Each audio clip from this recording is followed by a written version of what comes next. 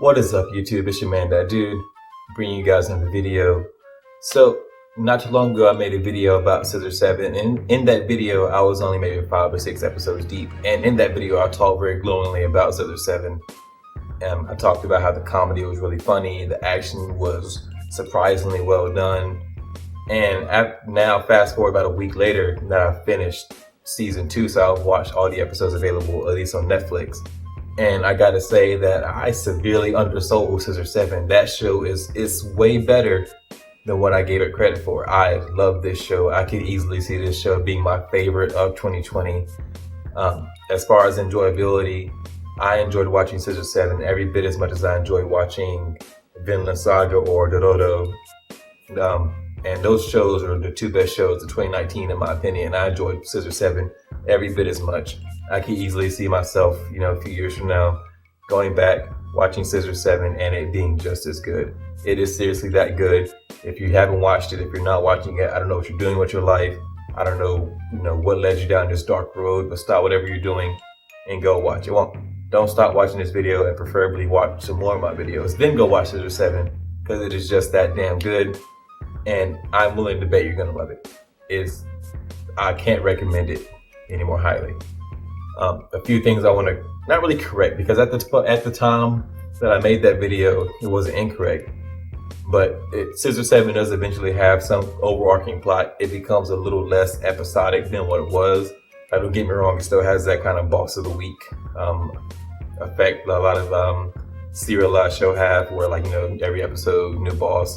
7 comes in, fights that boss, and then next episode, new boss. But there is, an overarching plot. They really start to dive a little deeper into what 7's memory loss is from, and what his past life was, and what he was doing. And some of the people from his past life start to come back. And we get to see some more of 13's master, some of 13's background. And that's another strong aspect of the show that I really didn't notice only 5 episodes in, is that a lot of these side characters have maybe half an episode dedicated to just their background, which for a show that only has a 10 to 12 minute runtime, giving a side character 5 to 6 minutes of background and development in an episode is actually a lot. They dedicate a lot of time to just side characters. There are side characters you think are maybe just there for throwaway kind of comedic element, and I don't want to say fleshed out, because now they get like a whole story arc, but you get to see their background, you get to see what their motivations are, where they come from. And a lot of times these characters are involved in the fights. And so you have side characters who you wouldn't think would be involved in these big old boss battles, who are. A lot of times these side characters are some of the strongest characters in the show. Like for instance, the mayor of Chicken Island. So she just looks like an old lady, but she's like, she studied at something like the White Lily Dojo or something like that. And she's super powerful. She's one of the most powerful characters in the show. And she's involved in a big old boss fight. It's really great. And even in the middle of that boss fight, they're throwing some comedy. Because to activate her super ancient technique or whatever, she has to kiss someone. And so she kisses 7, and they have the comedic aspect because she's really old and 7's not. And so you get some laughs from that, their interaction, do the kiss and that kind of stuff. So I'm not really proficient with Chinese names, so if I butchered this, I'm sorry. I'm a lot better with Japanese names. I want to say Daibo, the little blue chicken guy, who's like kind of, he's not really a father figure to 7, more like an older brother kind of figure, I guess. I'm not sure how to characterize their relationship, but even he gets a more fleshed out backstory that's actually really, really good. And on some aspects might be a bit of a commentary on the meat processing industry and the way we kind of disregard the lives and the struggles that as animals have to go through, and the hardships they go through for us to be able to eat meat. I think that's kind of what they're going for. But he gets he does he does get a full backstory, and it's actually like a really hard hitting backstory. There's some like actual death and revenge, and this show tackles some surprisingly heavy topics. They tackle rejection and getting over rejection, and I want to say, it is a comedic way, but when they're talking about just getting over the rejection part, it's not for comedic effect. There's actually some fairly emotional scenes in there, and they got revenge. You know, part of Daibo's backstory is him getting revenge on a friend that that was murdered, and like I'm talking like straight up murder. Like you see this friend get killed. It's a really good backstory, and it's a lot darker than I was expecting from this show. When I was only 5 or 6 episodes in, the show gets a lot darker than I was expecting, and I think to its benefit, because it still gives you the levity of the comedy, it still gives you the great action, and then every once in a while you get some scenes that have a lot of emotion to them that you weren't expecting, and when you're not expecting that kind of stuff, it hits you a lot harder, and so it has a bit more of a lasting effect. And again, the side characters are great. Some of the side characters are hilarious. There's one side character they call Buzzcut, and he has a move called the Indestructible Version, where he just strengthens his body and he can't take damage. And they use that in one boss battle in particular, to such great comedic effect, where Seven picks up this guy.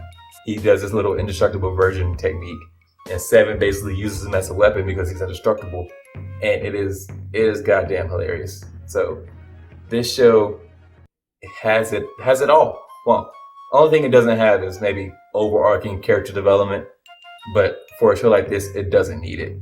This show is so good. It gives you, if you like comedy, it has a lot of comedy. If you like action, it has a lot of action. If you like some hard-hitting emotional scenes and some kind of deep themes, it has that for you too. If you're a fan of anime, this show has if you're a fan of anime, this show has something for you. There's something for you to enjoy. I really can't recommend this show enough. If you're not watching this show, again, I don't know what you're doing with your life. Really, go watch it. Like, if you're at work, quit your job, go home, watch this show, and when you're done watching the show, maybe go beg for your job back. But there are a few things I maybe want to see next season. We get to see towards the end of season 2 a little more of Seven's life before he lost his memories, when he was, spoiler alert, when he was an assassin. And so I hope we get to see a little more of that, because in the last few episodes we get to see him like kind of tussle with does he want to become his old self, or is he comfortable with his new life? And he says he's comfortable with his new life, but I hope they make that like kind of like an ongoing thing next season, where he's constantly battling with, do I want to go back to the old me who's super strong but is an assassin and kills people, or does he want to have his comfortable life that he has now on Chicken Island, where he's just making friends and trying to be a great hairstylist?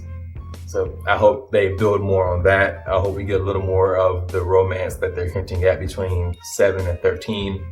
I think that was really fun to see, added some levity to some of the scenes.